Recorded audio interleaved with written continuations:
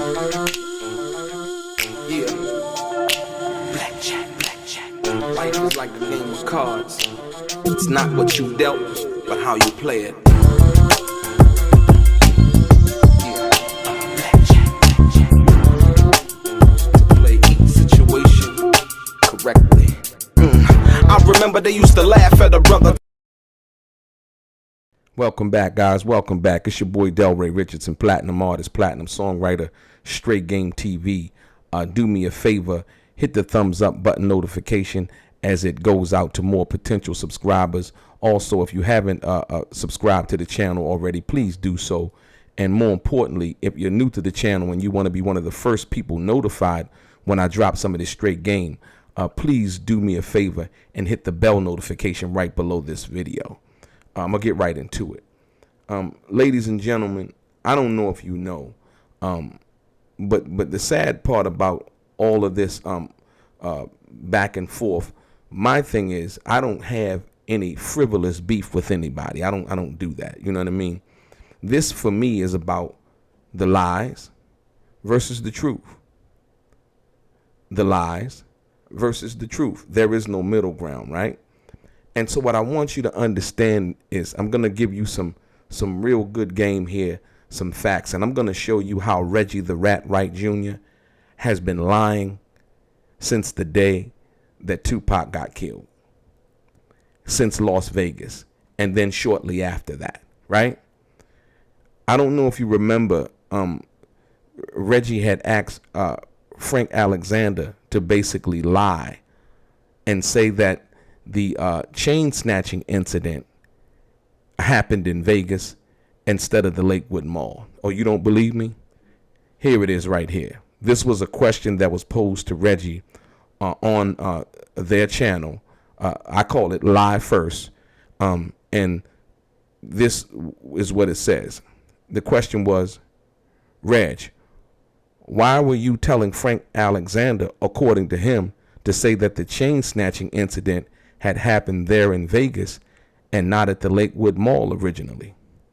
And then Reggie responds, go research, spoke on it already, but to save Tupac for going to prison on violation of his appeal.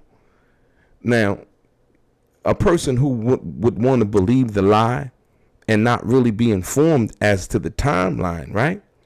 At that particular time or any time shortly after, we know that Tupac died basically 6 days after he was shot.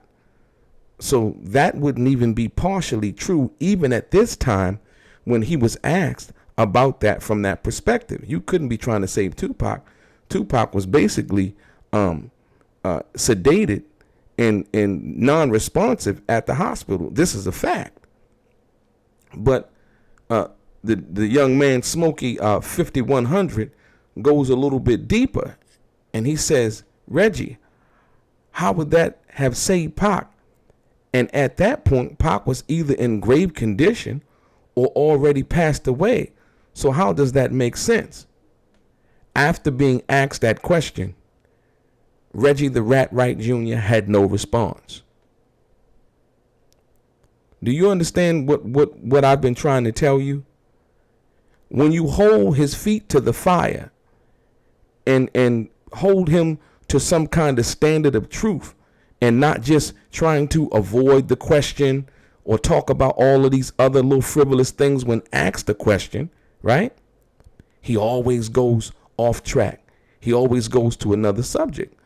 But the young man here basically exposed him for lying. He asked Frank to lie. Why? Why would he ask Frank to lie? It wasn't to save Tupac.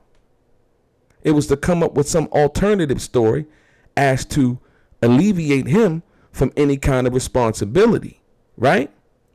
And so therefore, Frank Alexander would be the fall guy. Oh, you don't believe me? What's so ironic is the conversation that Michael Moore and Frank Alexander had in reference to the situation in Vegas when they talked about the meeting and they talked about they were told not to carry any guns, right? Most people think that this is just something that people say, oh, weren't they told? No, these were two people who were there in Vegas, right? At the meeting, right?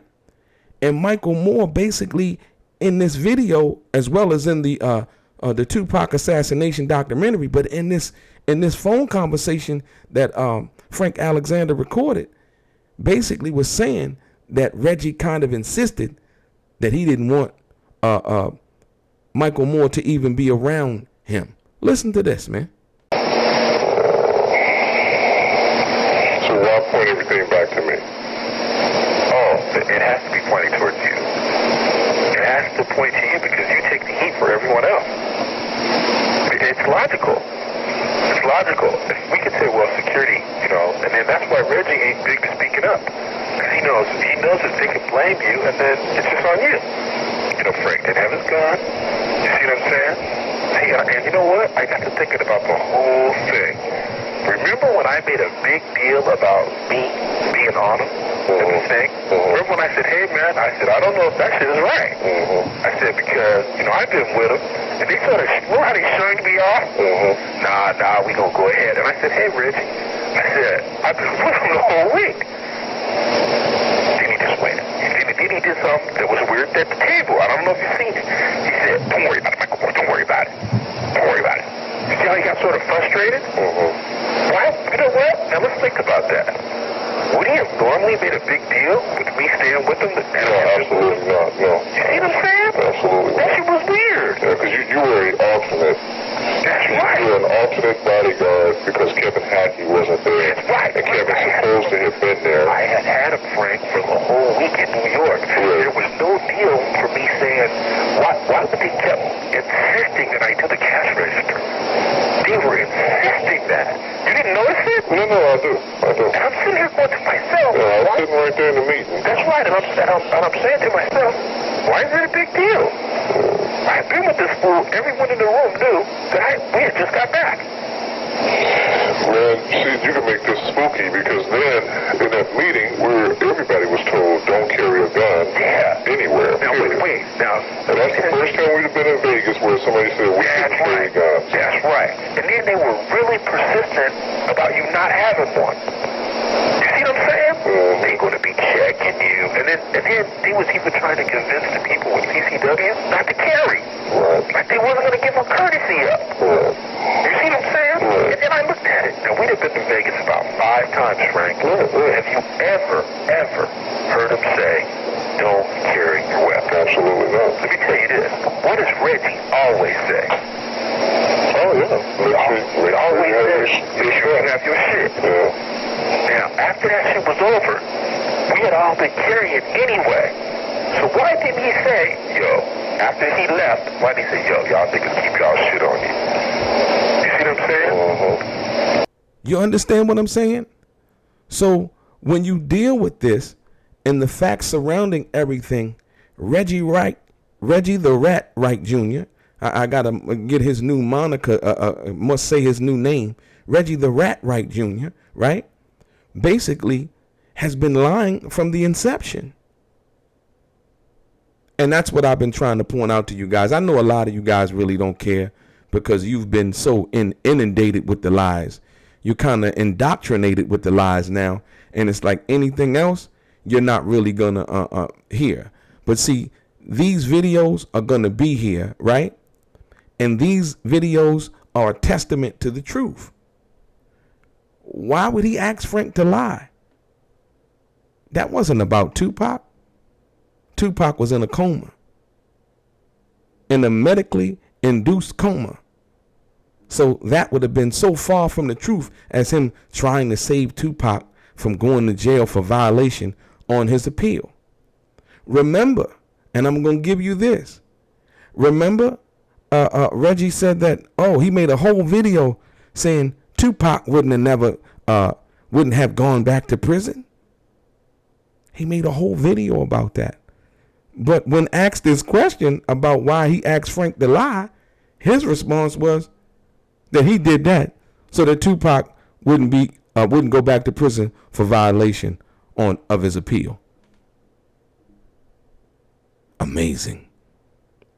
He's playing all sides. And so you know, when you're not really paying attention and you just want to pay attention to the bullshit, if you will, I got another thing for you. Remember, I presented you with the check that Reggie Wright had put up, basically saying that, you know, if we seen the amount that we would be mad, right? Gullible John, his partner, was supposed to redact the whole check, in which he didn't. So it revealed the actual amount, right? When confronted with that on the internet, you got to understand, there was a question that was asked, right? And when asked the question, was it $115, you know, as if it was $115,000 that he had got for royalties, which I don't know how he, you know, being the head of a bodyguard, I don't know how he got to have royalties anyway. He must have robbed somebody for their songwriters publishing or something like that in order to get that, you know. But at the end of the day, when asked the question, was the check for $115? He then says, John posted the wrong check, right? After all of that redacting going on. And he left the part open that was $115, or he posted the wrong one. He was supposed to post the one from Simon Says Incorporated, right?